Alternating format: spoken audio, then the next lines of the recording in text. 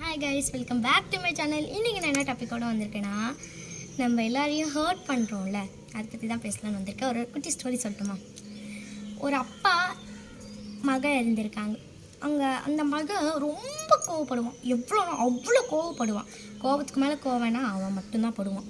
So அப்போ அவன் அவ்வளோ கோவம் படும்போது அவங்க அப்பா என்ன சொன்னாராம், இவ்வளோ கோவப்படுற, உனக்கு எப்படிலாம் கோவம் வருதோ அப்போல்லாம் அவங்க வீட்டு பின்னாடி ஒரு பெரிய ஆலமரம் இருக்குமா, அதில் போய் நீ ஆணியை குத்திட்டு வா அப்படின்னாராம். எப்பெல்லாம் உனக்கு கோவம் வருதோ ஆத்திரம் வருதோ அப்போல்லாம் போய் அதை குத்திட்டு வானாராம். ஒரு மாதம் கடந்தது. போய் பார்க்குறாரு அவங்க அப்பாவும் அவங்க மகனும். பார்த்தா அவ்வளோ ஆணி குத்தி வச்சுருக்கான். அவங்க அப்பா சொல்கிறாரு மகன்கிட்ட, பரவாயில்லையே நிறைய ஆணி குத்திருக்கிய அப்படின்னு. ஆமாம்ப்பா அப்படின்னு சொன்னாங்க. ஸோ அதை பார்த்துட்டு அந்த அப்பா நினச்சாரா, இவ்வளோ கோவப்பட்டல, இவ்வளோ ஆணியை குத்துனல, இது ஃபுல்லாக ஆயிடுச்சு மரம், இப்போ திருப்பி அந்த ஆணியை எடுப்ப தானே, எடுத்துருவேன் நீ. ஆனால் அந்த ஓட்டை சரியாகுமா சொல்லு, ஓட்டை சரியாகுமான்னாரு.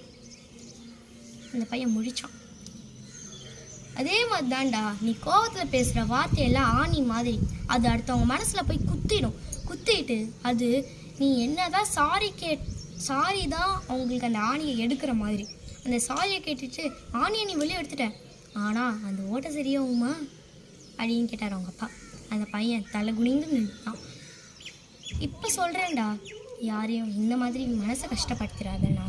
அந்த பையன் அன்னையிலேருந்து ஃபாலோ பண்ணானா, ஆமாப்பா இனிமேல் நான் யாரையும் அந்த மாதிரி ஆணியை குத்திட மாட்டேன் அப்படின்னு. அதுக்கான மருந்து தான் போடுவேன் நானாம்.